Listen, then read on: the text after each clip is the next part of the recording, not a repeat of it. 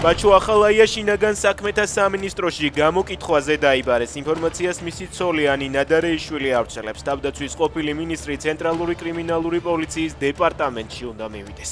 დაბარების ოფიციალური მიზეზი უცნობია, თუმცა მანამდე ოცნების პროპაგანდისტულმა მედიამ ახალაია 4 ოქტომბრის მოვლენებს რამდენჯერმე დაუკავშირა. Poet ზვიადრატიანს 2 წლიანი პატიმრობა მიესაჯა. გადაწყვეტილება მოსამართლე გიორგი გელაშვილმა გამოაცხადა. რატიანს პოლიციელზე თავდასხმის მუხლი გადაუკვალიფიცირდა. მას უხებდა სინდისი, რომ მეძინა ჩემს საძოლში. არც საამაყოდ ვთვლი ჩემ მიერ გაწმულ სილას, არც სათაკილოდ, არც დანაშაულად, თქვა რატიანმა. სიამაღლობელი მსოფლიო პრესის თავისუფლების გმირის ჯილდოს მფლობელი გახდა. ბათუმელებისა და ნეტგაზეთის დამფუძნებელთან ერთად საერთაშორისო პრესის ინსტიტუტმა ჯილდო 6 ჟურნალისტს გადასცა.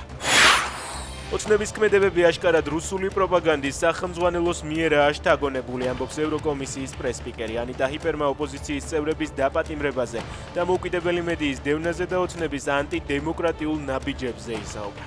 კაცრად ვეწინააღმდეგებით, მათ შორის ვერბალურ თავდასხმებს, რომლებსაც ქართული ოცნებისგან ხედავდა, რომლებიც რეპრესიული რეჟიმის ჩამოყალიბების შენიღბვის სასწო წარკვეთილი მცდელობებია, განაცხადა ჰიპერმა.